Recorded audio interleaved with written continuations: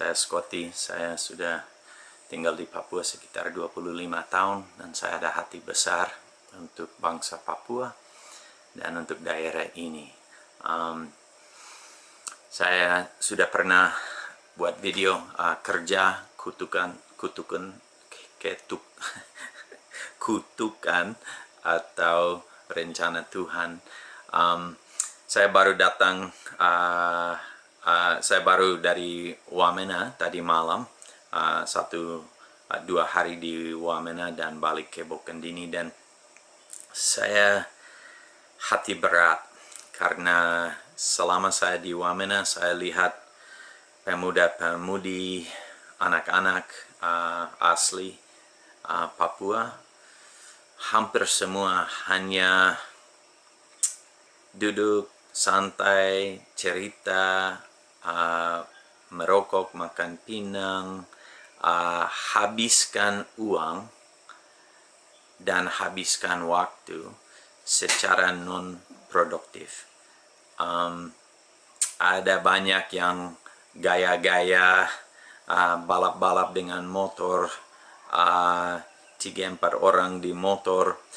Saya di bengkel selama 7 jam dan ada sopir-sopir orang asli yang masuk dan memang juga semua merokok, makan pinang, habiskan banyak uang dengan hal yang tidak ada tujuan baik, hanya merusak tubuhnya dan merusak dompetnya.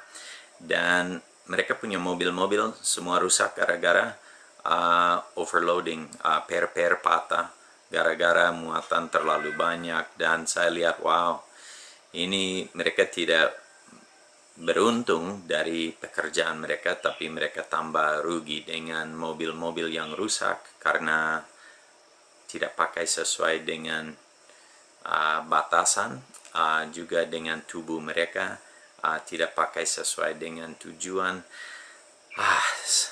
Dan sebaliknya saya lihat orang-orang non-Papua yang ada di Wamena, dan itu seperti semut-semut yang semua ada kegiatan. Mungkin itu jaga kios, tapi mereka sedang kerja sambil jaga kios.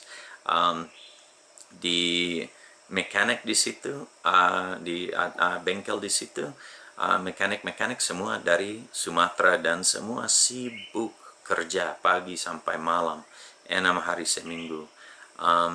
Mereka sangat-sangat produktif, dan saya ada berpikir kenapa ada perbedaan ini. Baru yang saya pikir itu kembali ke sistem pendidikan. Di bengkel saya tanya mekanik-mekanik yang kerja mobil saya, mereka hanya selesai SD dan langsung mulai kerja dengan orang tua, ternak babi, ternak petani dan lain-lain. Tapi sejak kecil mereka tahu mereka punya tujuan hidup itu kerja, itu buat sesuatu, menjadi produktif, kerja untuk dapat sesuatu yang bisa dipakai untuk mereka punya keluarga, untuk bangsa, untuk negara. Dan pola kepercayaan itu sudah ada di dalam mereka walaupun mereka tidak masuk SMP, SMA. Tetapi SD mereka jalan baik.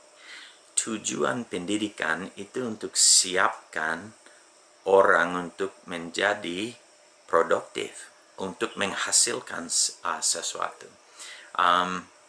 Kita diajar on time, kita diajar untuk bertanggung jawab, untuk berintegritas, untuk jujur, untuk rajin, untuk disiplin diri, untuk mengkontrol emosi.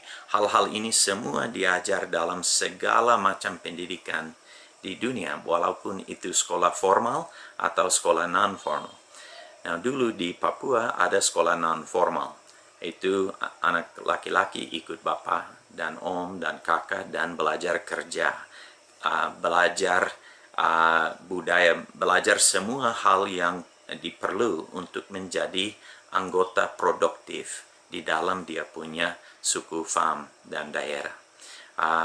Anak-anak perempuan ikut mama-mama dan tante dan kakak perempuan dan belajar untuk menjadi seorang produktif.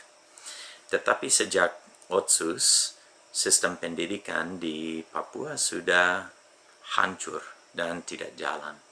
Baru anak-anak tidak ikut, mereka punya orang tua, keluarga lagi, tapi di sekolah juga, sekolah tidak ada kegiatan. Jadi anak-anak belajar apa? Mereka belajar malas, mereka belajar tidak usah bertanggung jawab, mereka belajar hanya main-main. So, mereka ke sekolah tidak ada guru, jadi mereka ke kali, mandi-mandi, main dengan teman, dan main sepanjang hari.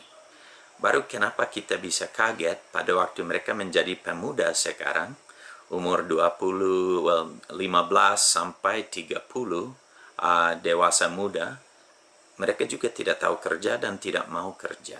Mereka hanya mau main dan mau cari jalan yang paling gampang.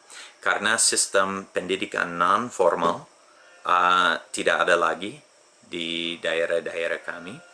Baru sistem formal juga gagal total. So, anak-anak bebas untuk ikut mereka punya mau. Apa yang ada sekarang lanjut, masa depan Papua akan seperti apa? Ada banyak migran yang datang dan mereka siap kerja dan usaha. Sambil kami siapkan generasi orang-orang asli di sini yang tidak akan kerja. Kita harus berpikir baik-baik mengenai ini, karena ini masalah besar. So, bukan tujuan saya untuk menjelekkan. Saya sebagai orang luar ada pendapat dari luar. So, saya harap kalau saya angkat cermin sedikit, pemimpin-pemimpin, masyarakat, dan pemuda-pemudi bisa mulai menilai diri, evaluasi, berpikir, cari solusi untuk masalah seperti ini.